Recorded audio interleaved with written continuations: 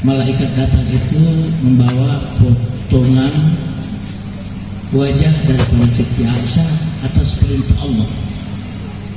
Atas perintah Allah. Itu dalam hadis sahih Bukhari Muslim. Allah perintahkan kepada malaikat, turun kamu ke dunia, hibur kekasihku Muhammad, karena dia bersedih ditinggalkan oleh istri dan pamannya. Dan kamu katakan kepada dia bahwa Allah sudah mengawinkan kamu. Jadi kalau Rasulullah setiap tahunnya itu selalu ingat istrinya Sayyidina Khadijah. Dia memotongkan kambing dibagi-bagi kepada teman-teman Sayyidina Khadijah setiap tahun dalam Bukhari juga. Makanya ada istilah haul. Hanya dalam bentuk haul yang kita adakan sekarang dengan dulu sama Rasulullah. Ya jelas beda dong.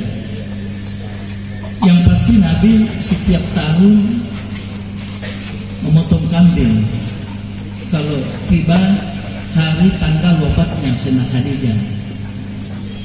Sebagai seorang naluri perempuan, Siti Aisyah cemburu. Ya Rasulullah, Allah sudah gantikan kamu lebih cantik lagi. Apa jawaban Rasulullah? Tidak ada yang bisa menggantikan Sayyidina Khadijah. Di saat aku dalam keadaan susah, di saat aku dalam keadaan dikucilkan, tidak ada yang paling banyak membantu kegiatan bapak saya kecuali Sayyidina Khadijah. Dan kamu semua istriku tidak ada melahirkan seorang anak pun kecuali Warith Qibtiyah. Sayyidina Khadijah, masya Allah, anaknya sampai sekarang itu cucunya dari Siti Fatimah.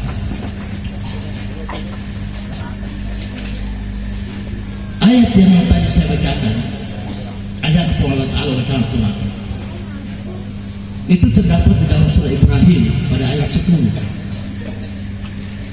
Allah berfirman, wa dzakirhum, ingatkan. Dari kata zikra, peringatan. Wahai kekasihku Muhammad, ingatkanlah kepada para hamba-hambaku bi ayyamillah, tentang Allah Ta'ala. Di dalam tafsir disebutkan hari-hari kajian Allah Ta'ala. Allah kajian.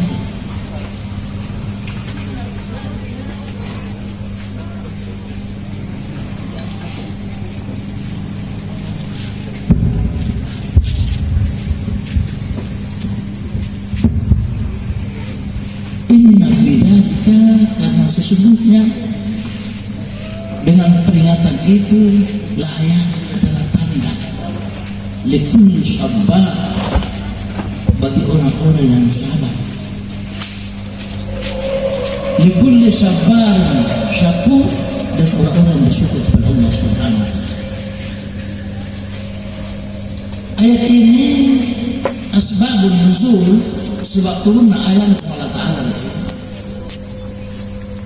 berkenaan baginda Rasulullah SAW ketika hijrah ke Madinah. Ketika hijrah dari Madinah, dia mendapati orang-orang Yahudi sedang berpuasa. Kebetulan hari itu 10 Muharram. Nabi bertanya kepada kaum Ansar, karena kaum Ansar adalah penduduk asli kota Madinah. Dan sebelum hijrah Rasulullah itu banyak bergaul dengan orang-orang Yahudi. Bahkan dari orang Yahudi inilah kaum Ansar tahu persis bahwa tempat nanti di Madinah ini tempat hijrahnya Nabi terakhir yang paling mulia. Sehingga dalam tarikh, dalam sejarah, 2-3 tahun sebelum hijrah Rasulullah ke Madinah, itu penduduk Madinah sudah Muslim, sudah Islam. Salamnya Mitiyah. Sedangkan di Mekah Rasulullah 13 tahun di dalam, Itu yang memeluk Islam itu tidak lebih daripada 100 orang. 13 tahun namanya. Mengapa ini? Kenapa? Bakul bege temannya. Selama 300 tahun lamanya menyembah berhala. Sudah turun-temurun. Dia tidak mengenal ajaran-ajaran sebelumnya. Coba bayangkan. Sayyidina Ali bin Abi Thalib itu umur belasan tahun diambil baginda Rasulullah, diasuh Rasulullah. Balas jasa Nabi. Karena sewaktu Rasulullah Sallallahu Alaihi Wasallam diasuh juga Abu Thalib. Oleh karena Abu Thalib banyak anak-anak, diambil satu di antaranya, yaitu Ali bin Abi Thalib. Sama hidup dengan baginda Rasulullah, tapi sekali-sekali dia ke rumah orang tuanya Abu Thalib. Ketika Rasulullah menerima wahyu pada umur 40 tahun, kebetulan pagi itu Sayyidina Ali pergi ke rumah orang tuanya. Orang tuanya bertanya kepada Sayyidina Ali, bagaimana sekarang subuhmu? Nyapa Muhammad itu mau saya diberitakan bahwa dia menerima wahyu. Heran Abu Thalib, apa itu wahyu? Dia diturunkan, dibawa oleh Jibril, wahyu itu namanya Al-Quran. Masa Jibril? Tidak Abu Thalib. Andainya saya Jibril. Andainya saya sama wahyu. Tapi ketika ditanyakan kepada paman Sayyidina Khadijah Waraqah bin Nawfal, sisa bakaya Al-Hanafiyah, membaca kitab Al-Yulu, apa yang dikatakan Waraqah bin Nawfal yang juga tinggal di Mekah, yang sudah berumur lanjut 95 tahun. Dia katakan apa? Hadza namusul ladzi yanzilu ala Musa. Itu yang diterima Muhammad itu seperti yang diterima oleh Nabi Musa alaihissalam. Jadi hanya satu dua orang mengerti saja agama, termasuk juga kakek beliau yang mengerti agama, Abdul Muttalib. Beda untuk Abdul Muttalib itu tidak pernah menyentuh berhala.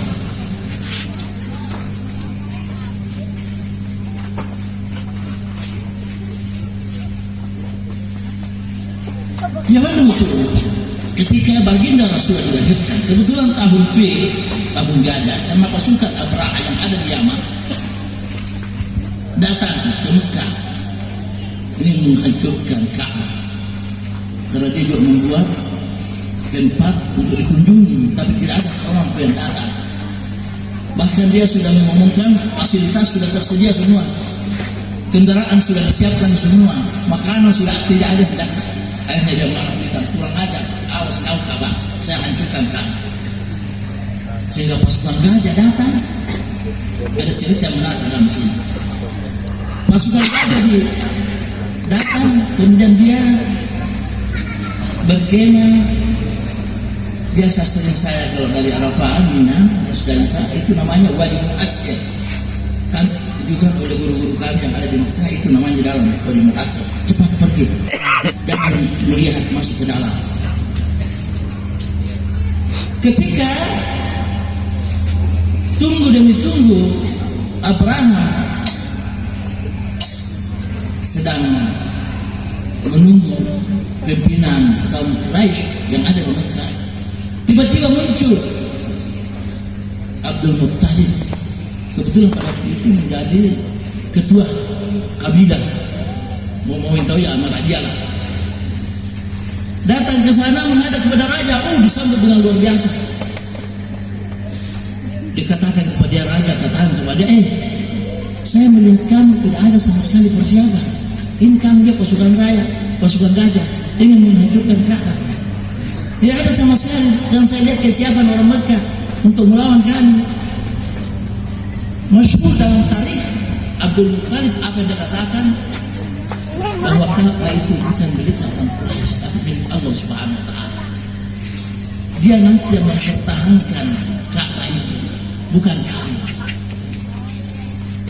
Bahkan dalam tarikh disebutkan ketika dia keluar dari kemah, dia membisikkan ke telinga daripada gajah-gajah itu, nawis-wisi gajah. Itu dalam tarikh disebutkan. Kebetulan saya tidak mengajar tarikh adab di Makassar selama 20 tahun. Jadi saya sempat baca itu. Apa nawisian? Wahai gajah marawaran kau. Semuanya tilalang itu, betullah itu lalang. Nama-nama udah cocok itu silakan. Anu Allah Ta'ala. Di sini bapak-bapak satu pelajaran mau manggil tahu sapi hidup ada. Anda tahu apa ini namanya gini. Namanya dom memang. Mesti misi-misi. Nah dia ada bagimu dari wali-wali. Begitu. Nah misi-misi kan. Dan beberapa saat kemudian setelah mau berangkat, tiba-tiba gajah tidak mau berdiri. Anda mengeluk berdiri gajah. Berontak-ontak. Itu ada flipnya itu. Betul itu. Berontak-ontak. Dalam keadaan berontak, tiba-tiba datang abang ini. Nah itulah. Tempat itu sekarang bapak-bapak ibu dalam hadis Rasulullah SAW. Hadis masyhur. Ketika sahabatnya pulang dari Arafah, setelah selesai di Mina, setelah selesai di Musdalifah bermalam mau masuk ke Mina, banyak sahabat yang singgah di situ tempat wadi Muhassir bagian kiri dalam perjalanan ke Mina. Rasulullah berteriak, ya ashabi, la tanzuru wa la tanzilu, fa inna hadzal makan la'anahullah. Jangan ada yang singgah, jangan ada yang melihat memandang masuk ke tempat itu, karena tempat itu sudah dilaknat oleh Allah Subhanahu wa Ta'ala. Jadi mau dia tempat malaku, dia tutup, dia bawah tempat dilaknat. Padahal biasa-biasa dia tetap seperti yang di sampingnya, bukit-bukit, banyak pasir, banyak kerikil, tapi peristiwa yang terjadi di situ sehingga Allah Subhanahu wa Ta'ala, sehingga baginda Rasulullah melarang sahabatnya untuk singgah di situ dan memandang tidak lama.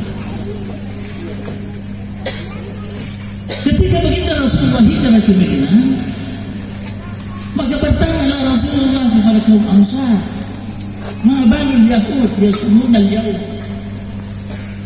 Kenapa orang-orang Yahudi berpuasa pada hari ini? Maafkan puasa itu. Apa jawaban kaum Ansar? Yauma farhihim, hari gembiranya mereka orang Yahudi. Yauma najjallahu, Allah menyelamatkan Musa min Fir'aun, selamatkan Fir'aun dari Musa. Apa jawaban Rasulullah?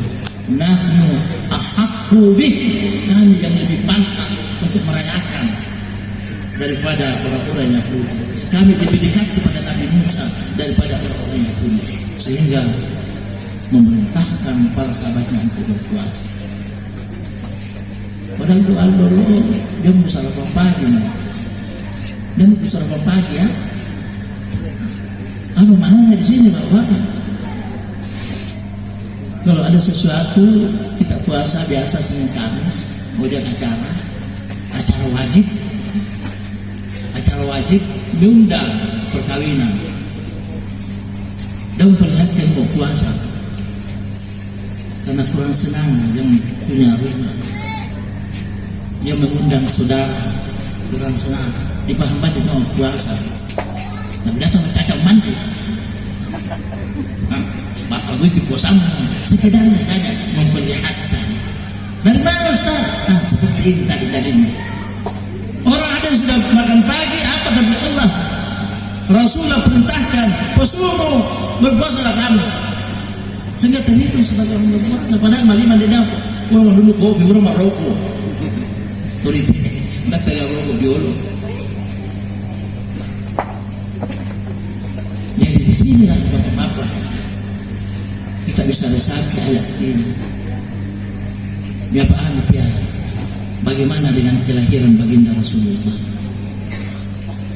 Di dalam hadis Muslim, rawahul Muslim, pernah ditanyakan oleh baginda Rasulullah sahabatnya, ya Rasulullah, dimana surta yaumal itsnain?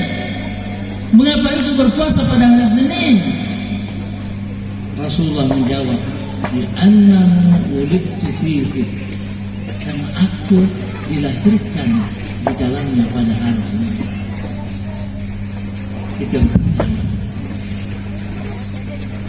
Yang kedua, Imam Bukhari mu'allaqah, dia sebutkan di situ hadis mu'allaqah. Mu'allaqah dalam mustalah hadis, ananda sanadna, tidak punya syarat, namanya mu'allaqah. Di situ disebutkan satu bab. Imam Bukhari takhfifu azabi Abi Lahab. Apa itu takhfif? Pengurangan azab daripada Abu Lahab. Itu dalam Bukhari. Ini di dalam Bukhari. Kenapa ditakhfifkan? Setelah beberapa saat meninggalnya, beberapa hari meninggalnya Abu Lahab, saudaranya namanya Abbas dalam Bukhari melihat dalam mimpi umum, karena banyak peristiwa-peristiwa itu terdapat dalam mimpi. Nabi Ibrahim disembelih anaknya dengan mimpi. Nabi Yusuf alaihissalam menjadi terhormat dengan mimpi. Banyak peristiwa dengan mimpi. Di dalam hadis itu Imam Bukhari ra'a Abbas bin Abdul Muttalib Abu Lahab, melihat Abu Lahab dalam mimpinya. Maka dia bertanya kepadanya, wahai saudara, bagaimana Allah memperlakukan kamu? Karena kau adalah seorang kafir. Dia mengatakan, luar biasa azab Allah. Aku merasakan azab Allah sesuai dengan dalam ayat tabat yada Abi Lahab. Tetapi setiap malam sedih, saya ulangi riwayat Imam Bukhari, setiap malam Senin aku diringankan azabku Allah subhanahu li farhi, karena kegembiraanku ketika Muhammad dilahirkan. Apa kegembiraan dia? Apa bentuk kegembiraan dia? Salah satu anaknya yang bernama Syaibah pada malam hari itu diperintahkan oleh tuannya Abu Lahab untuk menanti dan menanti Siti Aminah melahirkan, dengan pesannya, jika laki-laki beritakan kepada, tetapi kalau perempuan tidak usah beritakan. Namanya juga Abu Lahab. Dan betul menjelang malam, menjelang subuh pada jam-jam 3:30, lahirlah baginda Rasulullah. Maka dia bergegas ke rumah tuannya, membangunkan dia, dan jawab tuannya, karena engkau memberitakan berita gembira, maka pada hari ini engkau merdeka. Merdekakan. Padahal harga yang diberikan budak ketika itu 50 onta, jadi sekitar 1 miliar lebih. Dia sumbangkan gembiranya karena kelahiran daripada kemanakannya, dan dia tidak tahu kemanakannya ini akan menjadi nabi, akan menjadi rasul, semata-mata kemanakannya. Sehingga seorang ulama besar yang bertitel Al-Hafidh Syamsuddin Ad-Dimashqi, seorang ulama besar, dia bersenandung, dia mengatakan, idza kana hadza kafiran ja'a dhammuhu fil jahim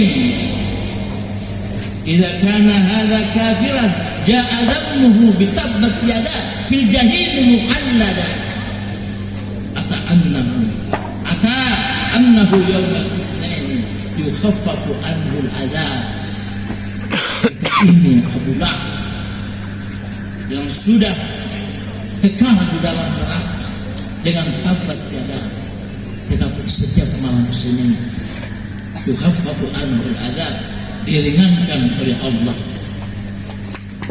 azabnya karena kegembiraan di farhihi di sururihi, karena kegembiraan dia di maulidin Nabi.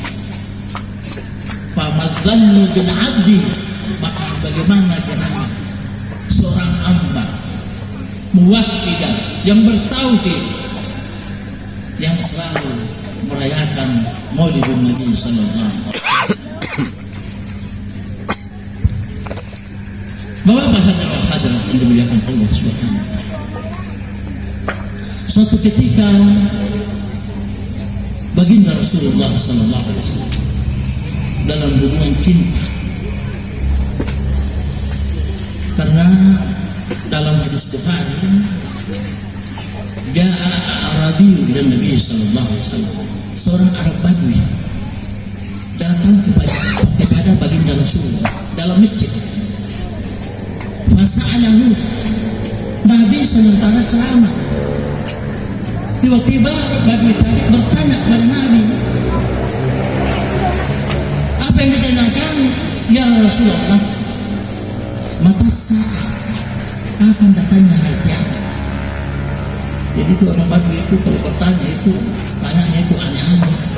Tidak pernah sebelumnya sahabat bertanya tentang hari kiamat. Makanya Ibnu Abbas kadang-kadang mengatakan Al-Lamanu Al-Badwi, kadang-kadang orang Badui itu mengajarkan kepada kami. Nabi tidak langsung menjawab, 3 kali diulangi, mata sa'a ya Rasulullah.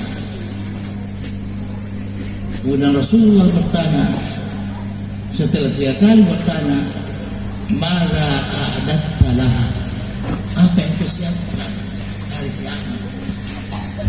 Seakan kamu bertanya, ini banyak persiapan. Mada a'adatta laha, apa jawaban orang Badui tadi? Ma'adattu bi kasratis salat, wala bi kasratis siyam, wala bi kasratis sadaqah, wala inni uhibbuka ya Rasulullah. Aku tidak banyak puasa, aku tidak banyak salatku, aku tidak banyak sedekahku, tapi aku cinta kepada ya Rasulullah. Apa jawaban Rasulullah? Anta ma'aman ahbabta, engkau bersama nanti apa yang dicintai. Temannya ada di sana. Dia bertanya kepada Rasulullah karena dia tahu kok bisanya hanya kata cinta saja dia akan dibersamai nanti di akhir. Ya Rasulullah, ara'aita ahadan yuhibbu ahadan wa lam yalhaqu bihi, adakah kamu melihat ya Rasulullah seseorang itu bersama tapi tidak sama perbuatannya? Ini zamanku ini tidak pernah salat sunnah, hanya salat fardu saja. Rasulullah menjawab lagi, al-mar'u ma'aman ahab, seseorang itu akan bersamanya apa yang dicintainya. Apa jawaban sahabat Nabi yang meriwayatkan hadis ini? Anas bin Malik, sahabat Nabi mengatakan, ma farihna, kami belum pernah segembira kayaumina hada, seperti hari ini gembira kami mendengarkan ucapan baginda Rasulullah, apa yang kita cintai akan bersamanya nanti di akhirat kelak. Ini Anas bin Malik mengatakan, uhibbu Abu Bakar wa Umar wa Utsman wa Ali, aku cinta kepada Abu Bakar, kepada Umar, kepada Utsman, kepada Ali dan sahabat yang lain. Pernyataan Anas bin Malik, kami belum pernah bergembira seperti kegembiraan hari ini. Apakah beliau tidak gembira? Seluruh peperangan yang dia ikuti baginda Rasulullah, dia ikut semua. Perang Badar, perang Uhud, perang Khandaq, dia ikuti semua. Tapi dia katakan, barusan kali ini kami merasakan kegembiraan yang luar biasa, yang tidak pernah kami merasakan kegembiraan. Akhirnya Rasulullah menyatakannya, la yu'minu ahadukum, Anda belum beriman, Anda belum sempurna imannya. Oke lah, tabal. Hatta akuna ahabba ilaih, sehingga aku yang lebih dicintai, kata cinta lagi, min waladihi, daripada orang tuanya, wa waladihi, daripada anaknya, wan nasi ajma'in, dan seluruh manusia. Anda tahu tak? Makanya lebih mencintai daripada kemauan anakmu dan seluruh manusia. Ketika itu dalam hadis itu langsung Sayyidina Umar berdiri di kedek, nak komentari bagaimana kita, nak sambung. Ya Rasulullah, surah Allah Ta'ala, anta ahabbu ilayya, engkau yang paling aku cintai, min walidi, daripada orang tua, wa waladi, dan anakku, wa nas ajma'in, dan seluruh manusia, illa nafsi, kecuali jiwa. Karena Nabi tidak mengucapkan jiwa pun juga, hanya dia mengatakan Anda mau apa, Anda belum beriman, kecuali aku lebih dicintai daripada orang tuanya, anaknya, dan seluruh manusia. Nabi jiwa tidak mengatakan seperti itu. Ansara wajhun Nabi, yang tadinya Nabi menghadap diri kepada Umar, setelah mendengarkan pernyataan Umar, langsung Rasulullah memalingkan wajahnya. Dan sahabat tahu persis kalau Nabi memalingkan wajahnya, pasti pernyataan itu tidak disukai Nabi. Tidak sama dengan kita, kalau ada seseorang berbicara, kita tidak setuju pernyataannya, tidak begitu. Nabi tidak pernah berbicara seperti itu kepada sahabatnya. Tidak seperti itu. Malah hanya wajahnya. Kita lihat, coba Nabi tanya. Apalagi kalau ada seseorang bercerita sama kita, langsung kita, sudah, itu cerita sudah dengar. Jangan kasih, biarkan dia bercerita juga. Pesanannya itu bisa tahu. Apa mau pesanan tahu pesanan, nah pesanan itu Allah Ta'ala. Mau si maksud saya tahu maksud saya itu Allah Ta'ala. Nah tidak benar itu.